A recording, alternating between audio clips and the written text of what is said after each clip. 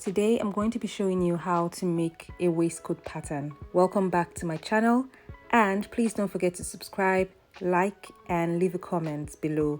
Thank you. So I've traced my pattern. I've also drawn my bust radius. The first thing I'm going to do now is reduce the armhole by 1 centimeter. I've already marked it. I'm also going to take the shoulder in by 1 cm. Now all I need to do is connect both points.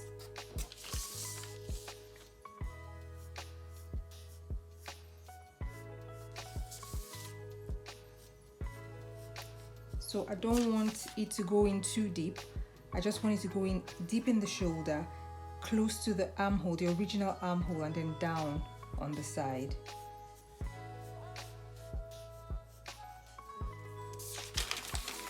So that's what it looks like now. I'm now going to use my ruler to smoothen it.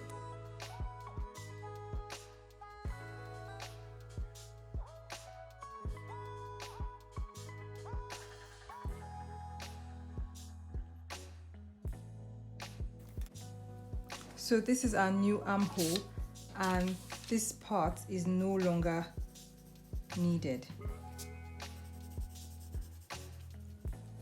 The next thing I'm going to be doing is take the shoulder in by 1 cm as well. So mark 1 cm and then determine the depth of my neckline. So for this, I'm just going to be using 8.5 centimeters right here. So I'm going to connect this point to that 1 cm point. So this is my new neckline. The next thing I'm going to be doing now is drawing the button stand.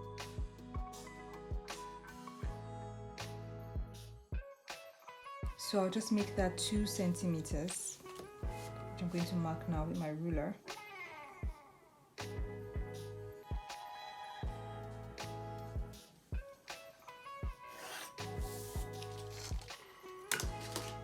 So that's my 2 cm stand. I'm just going to redraw this line to touch it.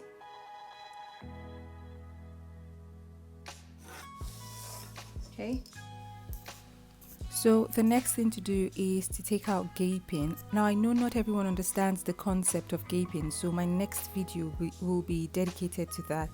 So for this, all I'm doing is drawing a straight line to the neckline, and on both sides of that straight line I'm just going to measure 0.5 centimeters and draw out those 0.5 cm lines to touch the neckline as well. So I'm doing the same thing for the armhole. The reason we're doing this is because we've tampered with the neckline and the armhole, so we need to take out any ease, but don't worry, my next video will explain properly. Now that we have our gaping sorted, we're going to merge the bust and waist dart. And once that's done, the next thing to do is to measure along that bust dart leg. So just get the midpoint, and once you've gotten the midpoint, we'll be taking it in by 0.5 along that midpoint.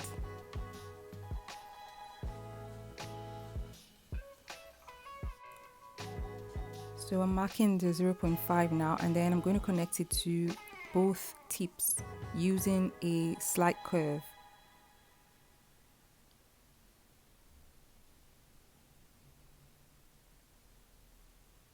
Now that that's all done, I'm going to shade inside that space because we're no longer going to use that, so we'll be cutting that part out. We'll also be cutting out the neckline because we now have a new V neckline. So let's now work on the bottom of our waistcoat. As you know, the waistcoat has a pointy tip at the bottom, so that's what we're going to achieve now. First, draw a straight line from the bust apex just down the bottom of the top. That line should cross, so it should go across the middle of that dart. So that's what I was marking. Once you have that, determine where you'd like your pointy tip to be. I don't want mine to be between the darts, so I've put it about 2 centimeters between the center front and the first dart leg. So once you determine where you want yours to be placed, you can now measure the length. So for mine, it's about 3.5 centimeters. So I'm going to draw my 3.5 cm, and I'm going to connect that 3 cm to meet the center front, so the button stand.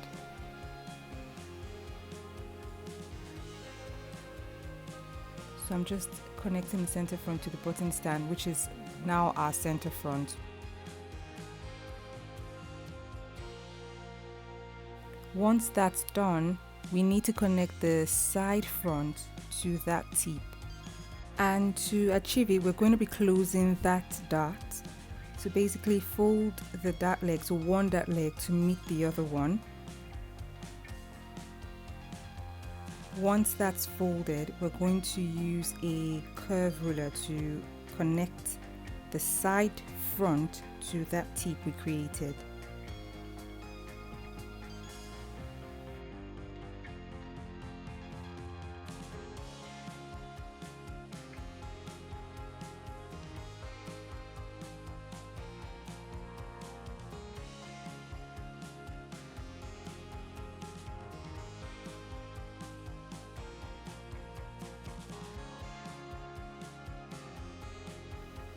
Our line is now in place, so you can open up the fold and extend the dart legs to meet that bottom line.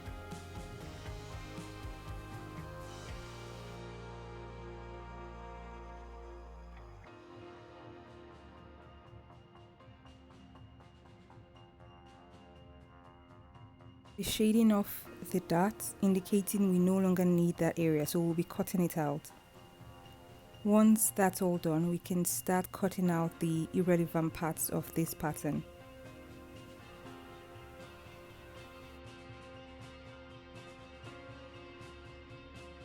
Ideally, you might want to take out your armhole dart, so the armhole and the neckline darts, before cutting out the irrelevant parts, just so you still have paper to blend them out. But obviously I didn't do that with the armhole here.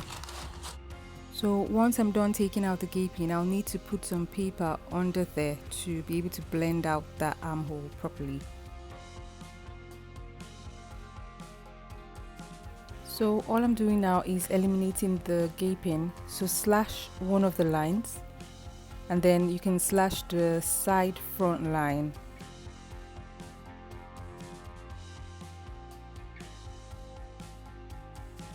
So once you've slashed it up to the bust apex, you can now move it to cover the other gape line, like so.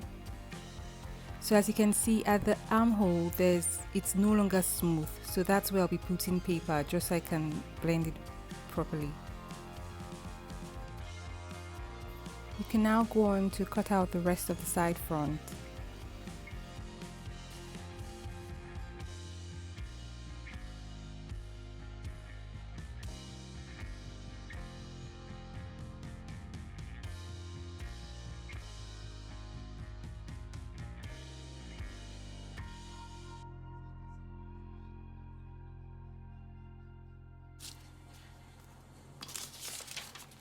So that's it, but as you can see, the side front is still a little sharp, so I'm just going to blend that out some more.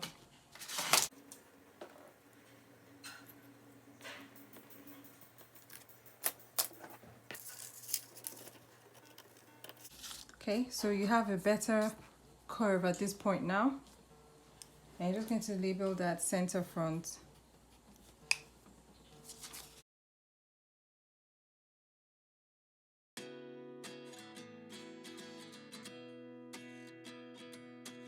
So let's not forget to take out this gaping as well.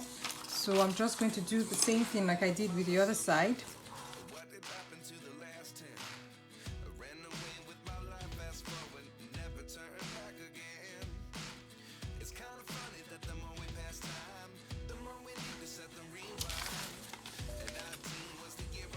So I'm going to use my curve ruler now to blend it back in.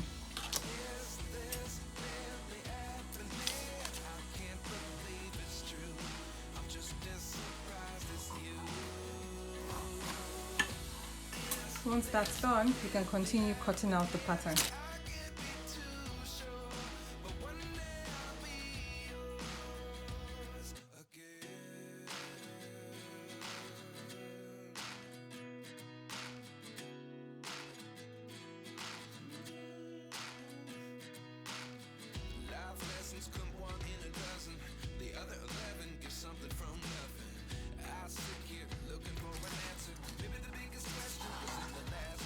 So that's what this part looks like. So this is the button stand.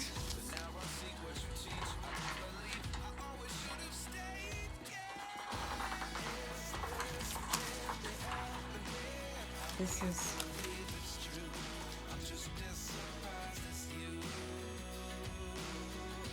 I'll go ahead to add paper, blend out the armhole and add allowance all over the pattern, including the button stand area.